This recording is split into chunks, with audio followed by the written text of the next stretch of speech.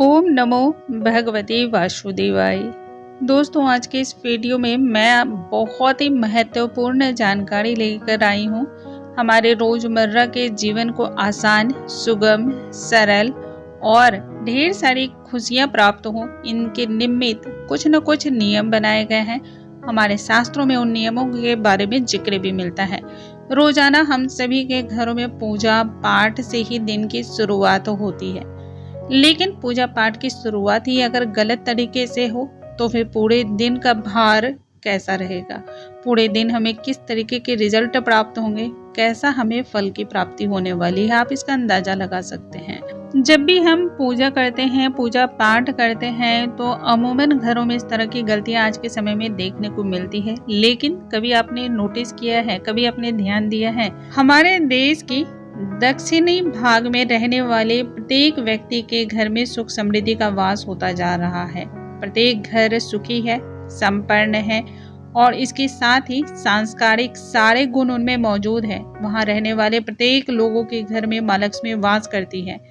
माँ लक्ष्मी का वास कहने का अर्थ सिर्फ और सिर्फ पैसा नहीं है। यदि आपके बच्चे संस्कारी हैं, आपकी बात मानते हैं, तो ये भी माँ लक्ष्मी के वास का ही एक प्रतीक माना जाता है। यदि आपके घर में खुशहाली है तो इसे भी माँ लक्ष्मी का वास ही माना जाता है।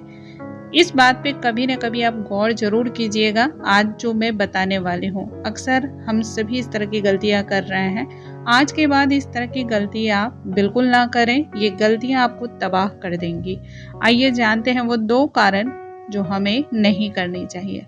नमस्कार दोस्तों, कैसे हैं आप सभी? उम्मीद करती हूँ आप सभी स्वस्थ होंगे, सुरक्षित होंगे और आप सभी के उत्तम भविष्य की कामना करते हुए आज का ये वीडियो स्टार्ट करती हूँ। दोस्तों, सबसे पहले हम बात करते हैं सुबह की, जब हम दैनिक क्रियाओं से निवृत्त हो जाते हैं और निवृत्त होने के बाद भगवान की पूजा आराधना अर्चना करते हैं। उस दौरान जिस वस्त्र को हम धारण करते हैं वो सिले हुए अक्सर वस्त्र होते हैं। पहले के समय में आप इस बात को देख सकते हैं, हमारी दादी, नानी या फिर दादा, नाना, काका, जितने भी प्राणी होते थे, जब वह पूजा करने के लिए ईश्वर की शरण में जाते थे तो उनके वस्त्र में सिलावट नहीं होती थी, वस्त्र सिले हुए नहीं होते थे। ये जो सिले हुए वस्त्र हैं, इनको धारण करना गलत है। शास्त्रों में इस बात का जिक्र किया गया है।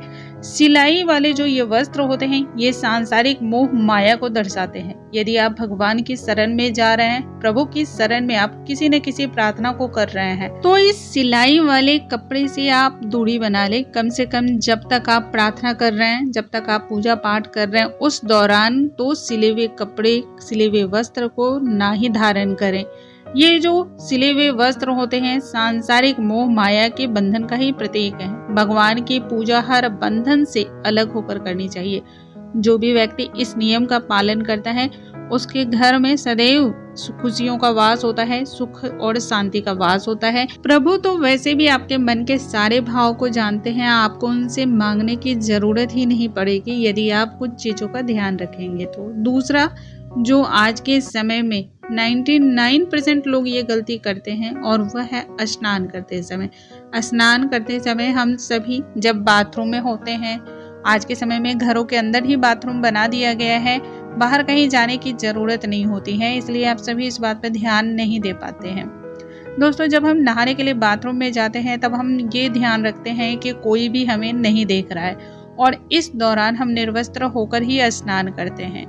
लेकिन ये बहुत ही गलत है, इसे शास्त्रों में महापाप माना गया है। दरअसल जब हम वस्त्र पहनकर स्नान करते हैं तो हमारे वस्त्रों से गिरने वाले जो पानी की बूंदें होती हैं, उन्हें ही हमारे पितर ग्रहण करते हैं और उससे ही उनकी आत्मा तृप्त होती है। जब हमारे पितरों की आत्मा तृप्त होती है तो वो हमें आशीर्वाद देते हैं। आज के समय में नग्न अवस्था में स्नान करने की वजह से हमारे पितर अतृप्त रह जाते हैं, उनकी प्यास नहीं बुझ पाती है और इससे पितर नाराज होते हैं। और जब पितर नाराज होते हैं तो हमारी कुंडली में पितृदोष का निर्माण होता है। पितृदोष के निर्माण होने की वजह से आप लाख मेहनत करते हैं, उसके बावजूद भी आपको फल की प्राप्ति नहीं होती है। घर में अकारण ही पैसे खर्च होते हैं या फिर बात बात पे लोगों के बीच जो है ना लड़ाई झगड़े शुरू हो जाते हैं, स्नेह का वातावरण बिल्कुल ही खत्म हो जाता है।